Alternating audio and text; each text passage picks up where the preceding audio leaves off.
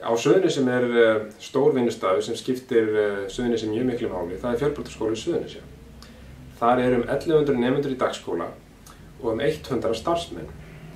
En það gerðist í miður núna í fjárlagaumræðunni á Alþingi að fjárlög til Fjölbrautaskóla Suðurnesja hafa verið skorin niður. Það að segja að það vantar 70 milljónir króna í rekstur skólans og endar náið saman.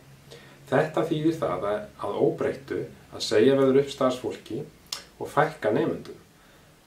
Alltaf 200 nemendur sem fá ekki inngöngu í skólan ef framheldur svo horfir. Framsóknarflokkurinn hefur staðið vörð þetta mál og við leggjum mikla áherslu á það að þessu verði ekki. Við höfum í þinginu lagt ríka áherslu á það að komi leiðrétting á fjárveitingum til Fjölbrautaskóla Suðurnesja. Það ekki rétt gefið á milli framhaldsskólanna. Fjölbrautaskóli Suðurnesja fær helmingi lægri fjárframlög á milli ára heldur en hinir framhaldsskólarnir. Þessu þarf að breyta, þessu viljum við Framsóknarmenn breyta og við viljum standa vörð þessa mikilvægu stofnun fyrir Suðurnesjamenn.